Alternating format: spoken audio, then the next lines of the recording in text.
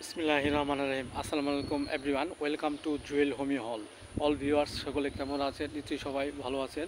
আজ আপনার মাঝে একটি নতুন ভিডিও নিয়ে আলোচনা করব। ভিডিওটি হলো টনসিলের ব্যথা কমানোর উপায়। দেখেন এভরিওয়ান, এটি একটি ইম্পর্টেন্ট একটি ডিজিজ অফ দি হিউম্যান।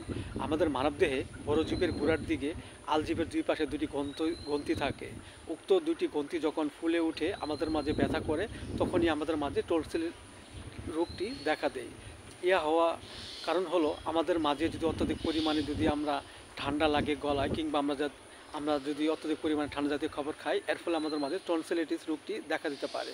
আমরা যদি সময় মতো নিয়মিত টনসিলাইটিস চিকিৎসা না করি, ইহা অনেক সময় পেকে গিয়ে সুপারির ন্যায় দেখা দেয় এবং বিভিন্ন জটিলতা দেখা দেয়। সো এভরিওয়ান, এই রোগটি আমাদের মাঝে হলে যে লক্ষণগুলো থাকে তা হলো, এই রোগ আক্রান্ত ব্যক্তিটির যদি গলায় টনসিল হয় এবং টনসিলটি শক্ত বর্ণের হয় এবং টনসিলটির মাঝে যদি সাদা ক্ষত সৃষ্টি হয়, ডুব গিলতে খুব কষ্ট হয়, এই ক্ষেত্রে আমরা যে ওষুধটি সেবন করতে পারি সেটা হলো কোনিয়াম 30। আমরা 2 ফোঁটা করে সকাল বিকাল 2 বার সেবন করতে পারি।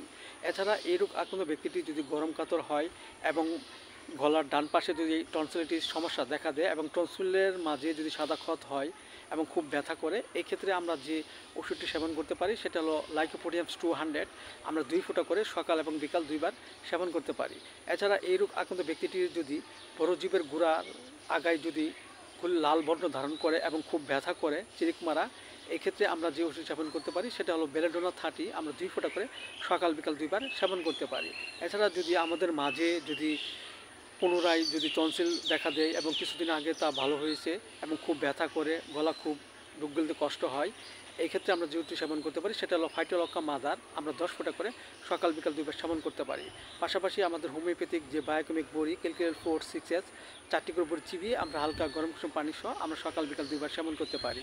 এবং পথ্য হিসেবে আমরা যা গ্রহণ করতে পারি, আমরা অবশ্যই ঠান্ডা জাতীয় খাবার কিংবা ঠান্ডা লাগে এমন কাজ থেকে সবসময় অবিরাম বিরত থাকবো এবং সবসময় গলা ঢেকে রাখার চেষ্টা করব। এতে করে আমাদের মাঝে যে টনসিল যে রোগটি দেখা দিয়েছে তা আস্তে আস্তে ভালো হয়ে যাবে এবং আমাদের মধ্যে সুস্থতা ফিরে আসবে। সো এভরিওয়ান, ভিডিওটি ভালো লাগলে অবশ্যই আপনারা সাবস্ক্রাইব করবেন, পাশে থাকবেন। Thank you so much.